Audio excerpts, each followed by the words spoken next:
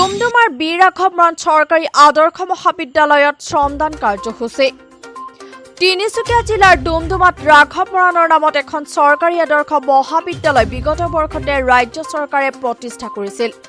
কিন্তু আজিলৈকে মহাবিদ্যালয়খনৰ আন্তঃগাঁথনিৰ ক্ষেত্ৰত চৰকাৰে বিশেষ ব্যৱস্থা গ্ৰহণ নকৰা আৰু কোনো ধৰণৰ চৰকাৰী সাহায্য নিদিয়াৰ অভিযোগ উঠিছে। এটা বিশেষ বিল্ডিঙত বিগত বৰ্ষৰ প্ৰায় পাঠদান চলি থকা এই মহাবিদ্যালয়লৈ যোৱা পথটি অতি কদৰ্যময় তথা জৰাজীৰ্ণ। গতিকে সদৌ অসম ছাত্ৰ সন্থা, অসম জাতীয়তাবাদী যুৱ ছাত্ৰ পৰিষদ আৰু সদৌ মৰাণ ছাত্ৰ সন্থাৰ যৌথ উদ্যোগত পুৱা 8 বজাৰ পৰা ৰাজহুৱা শ্ৰমদান কাৰ্যসূচীৰে পথ মেৰামতি কৰি বিদ্যালয়লৈ শিক্ষক আৰু শিক্ষাৰ্থীৰ অহা যোৱাত সুবিধাৰ ব্যৱস্থা গ্ৰহণ কৰে। ইয়াৰ অন্তত মহাবিদ্যালয়খনৰ আন্তঃগাঁথনিৰ লগতে বিভিন্ন বিষয়ৰ ওপৰত আজি মহাবিদ্যালয়খনৰ সন্মানীয় অধ্যক্ষ ডক্টৰ অমৰজিৎ শইকীয়াৰ সৈতে তিনিওটা সংগঠনৰ নেতৃত্বই এক গুৰুত্বপূৰ্ণ আলোচনাত মিলিত হয়। আজি বীৰ ৰাঘৱ মৰাণ চৰকাৰী আদৰ্শ মহাবিদ্যালয়লৈ যোৱা পথছোৱাত একেবাৰে জৰাজীৰ্ণ অৱস্থাত আছিল। সেইকাৰণে সদৌ অসম মৰাণ ছাত্ৰ সন্থা, সদৌ অসম ছাত্ৰ সন্থা, অসম জাতীয় যুৱ ছাত্ৰ স্থানীয় গোটেই আজি শ্ৰমদান কাৰ্যসূচী পথছোৱাত লৈছে। কেনেধৰণৰ অৱস্থাত আছে চৰকাৰে এইটো গুৰুত্ব সহকাৰে ল'ব লাগে আৰু এই বীৰ ৰাঘৱ মৰাণ আদৰ্শ চৰকাৰী মহাবিদ্যালয়খন যে আজি আন্তঃগাঁথনি ক্ষেত্ৰত কোনো ধৰণৰ গুৰুত্ব প্ৰদান কৰা নাই। ছাত্ৰ ছাত্ৰীৰ ভৱিষ্যতৰ কাৰণে এই চৰকাৰ এই মহাবিদ্যালয়খন গুৰুত্ব সহকাৰে ল'বৰ কাৰণে আমি অসম জাতীয় যুৱ ছাত্ৰ পৰিষদে আমি দাবী জনাইছোঁ। ৰাঘৱ মৰাণ এজন মহান বীৰ পুৰুষ আৰু এই মহান বীৰ পুৰুষজনৰ নামত চৰকাৰীভাৱে এখন মডেল কলেজ স্থাপন কৰাৰ যি সিদ্ধান্ত, সেই সিদ্ধান্ত আমি আদৰণি জনাইছিলোঁ। আৰু বিশেষকৈ ডুমডুমা অঞ্চলত এখনেই মাত্ৰ উচ্চ শিক্ষাৰ প্ৰতিষ্ঠান আছে, ডুমডুমা মহাবিদ্যালয়। আৰু সমগ্ৰ অঞ্চলত কমেও মানে মেট্ৰিক পাছ কৰা, হায়াৰ ছেকেণ্ডেৰী পাছ কৰা ছাত্ৰ ছাত্ৰী প্ৰায় 1200-ৰ পৰা 1500 ভিতৰত উত্তীৰ্ণ হয়।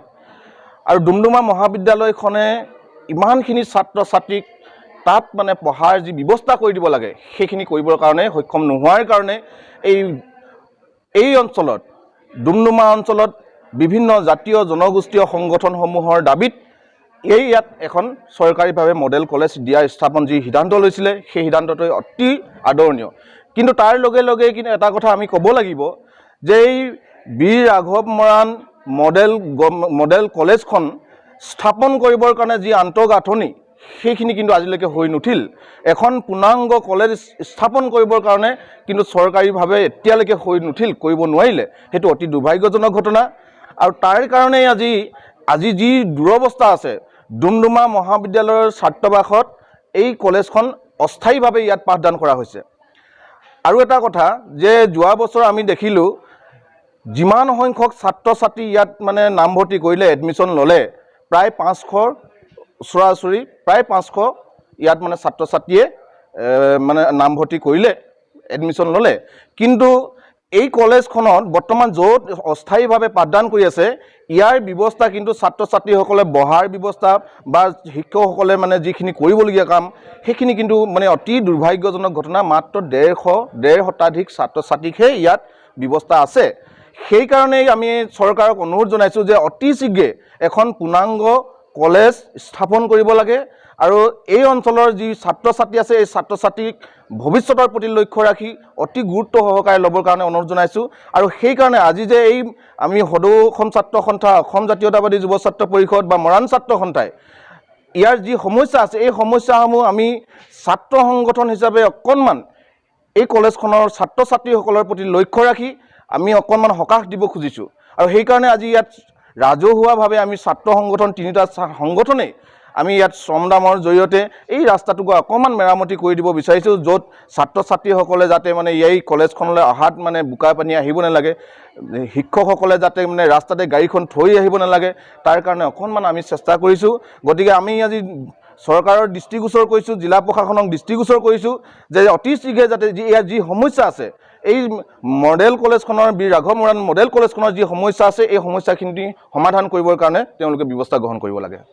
আজি সদৌ অসম ছাত্ৰ সন্থা, অসম জাতীয়তাবাদী যুৱ ছাত্ৰ পৰিষদ আৰু সদৌ মৰম ছাত্ৰ সন্থা আমি সকলোৱে একত্ৰিত হৈ আজি বীৰ ৰাঘৱ মৰাণ যি আদৰ্শ মহাবিদ্যালয় আছে, মহাবিদ্যালয়ৰ যি পথৰ অৱস্থা, দুৰৱস্থা দেখি আমি সকলো একত্ৰিত হৈ আজি আমি শ্ৰমদানৰ নিচিনা কাৰ্যসূচী আমি ইয়াত ৰূপায়ণ কৰিছোঁ। আৰু ইয়াৰ লগে লগে আমি যিহেতু আমি ক'ব বিচাৰোঁ, পূৰ্বতে সকলোৱে জানে যে ডুমডুমা অঞ্চলত নামভৰ্তিক লৈ, কলেজত নামভৰ্তিক লৈ বিভিন্ন সমস্যা আমাৰ দেখিবলৈ পাওঁ। ইয়াত বিভিন্ন ধৰণৰ আন্দোলনৰ কাৰ্যসূচী ছাত্ৰ ছাত্ৰীয়ে কৰা আমাৰ পৰিলক্ষিত হয়। আৰু সেই আমাৰ সকলো দাবী আছিল, সকলো দল সংগঠন তথা ৰাইজৰ দাবী আছিল যে ইয়াত এখন মহাবিদ্যালয় লাগে। মহাবিদ্যালয় আমাৰ দাবীৰ প্ৰতি সঁহাৰি জনাই চৰকাৰে মহাবিদ্যালয় দিলে, কিন্তু মহাবিদ্যালয়ৰ মৰাণ জাতিৰ আমাৰ নমস্য ব্যক্তি তেখেত বীৰ ৰাঘৱ মৰাণৰ নামত এই নামাকৰণ কৰি মডেল কলেজ দিছে। কিন্তু ইয়াত যি ধৰণে ইয়াৰ আন্তঃগাঁথনি আৰু ভূমি আজিলৈকে কিন্তু এতিয়ালৈকে এই চৰকাৰখনে কিন্তু নিৰ্দিষ্ট কৰি দিব পৰা নাই। আমি সদৌ অসম ছাত্ৰ সন্থাই আমি দাবী জনাওঁ যে অতি শীঘ্ৰে যে এই যি আমাৰ এই মডেল কলেজ, সেই মডেল কলেজৰ ভূমি অতি শীঘ্ৰে তেওঁলোকে নিৰ্দিষ্ট কৰি দিয়ক আৰু ছাত্ৰ ছাত্ৰীৰ শৈক্ষিক ভৱিষ্যতৰ প্ৰতি লক্ষ্য ৰাখি তেওঁলোকে অতি শীঘ্ৰে নিৰ্মাণৰ কাৰ্য আৰম্ভ কৰক। আৰু লগে লগে অন্যথে যদি তেওঁলোকে এনেধৰণে এই পদক্ষেপ অতি গুৰুত্ব সহকাৰে এনেধৰণৰ একো নলয়, তেনেহ'লে আমি আমাৰ সংগ্ৰাম আমি কিন্তু অব্যাহত ৰাখিবলৈ প্ৰস্তুত হৈ আছোঁ।